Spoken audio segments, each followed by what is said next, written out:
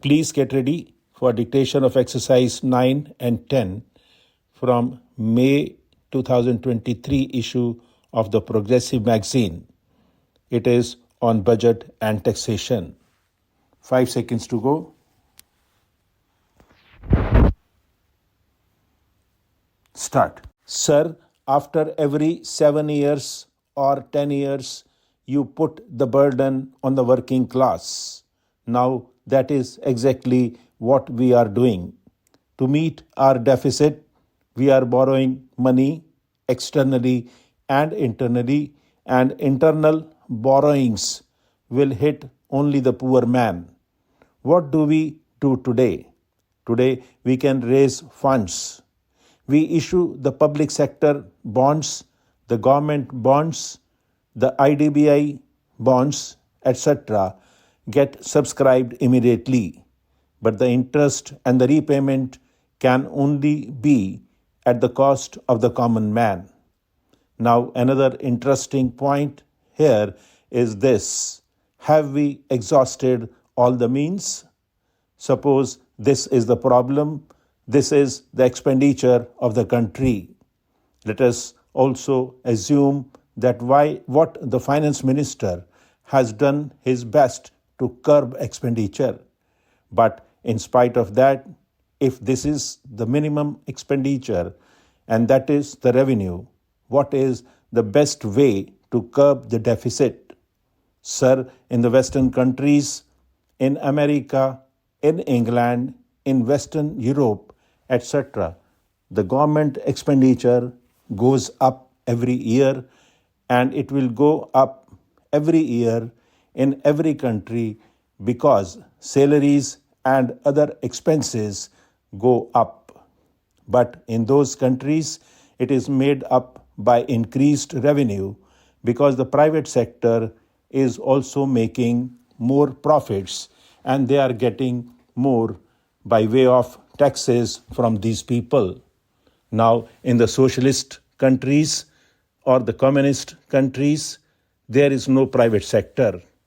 There, the entire resource base is their own public sector enterprises. Now, sir, in India, the late Pandit Jawaharlal Nehru, during the formative years of our freedom, chose the path of mixed economy, though during the last 3 years, the government has made a lot of policy changes. But I understand that the government is still committed to the industrial policy. Resolution of 1956, the Industries Act 1951, and largely the policies of Pandit Jawaharlal Nehru. Now, sir, the policy of 1956 is largely and basically the policy of Pandit Jawaharlal Nehru, which was for a mixed economy in which there will be a private sector and there will be a public sector, and later on, during Mrs. Indira Gandhi's time, the policy was that the public sector should have the commanding heights. Nevertheless, it is an agreed thing that the private sector and the public sector must exist, which means that both should benefit the economy. Sir, what is actually happening is that we are collecting money from the private sector, which has a saturation limit, because we do not have unregulated economy and we do not give any blanket permission to make profit, and there are certain regulations. That money is not adequate to meet our expenditure. Not only that, a part of that money and those resources we have to give to the public sector to meet its losses. Now, this was not the scheme of things, and this was not what we bargained for in the first instance. Nowhere in the Constitution, nowhere in the industrial policy resolution has that been envisaged. Public sector is very important and the social commitment is there and the purpose of the public sector is there.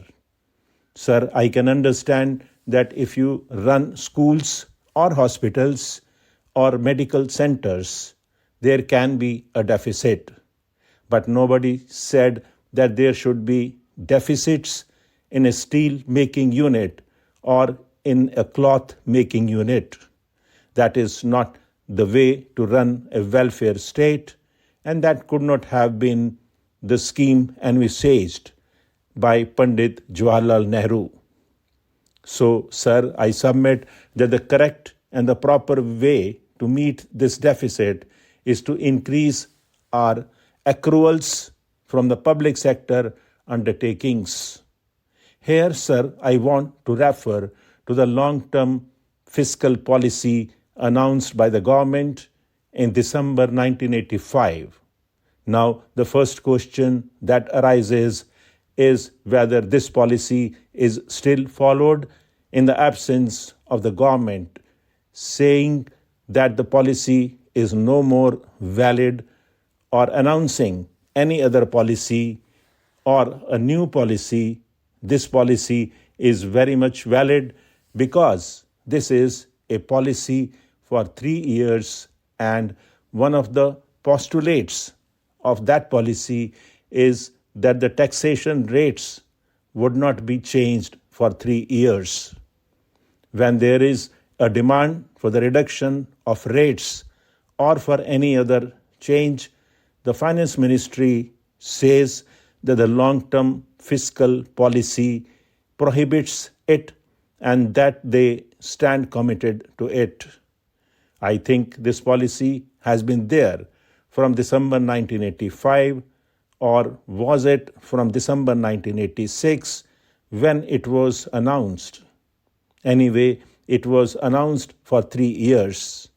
Now, sir, let me spend a few minutes and illustrate what that policy sought to achieve. Sir, in that policy itself, which is the government's own document and has been printed by this government and issued by this government, it is said that the balances from the current resource will be negative, that there will be negative balance from the current revenue during this financial year. Stop.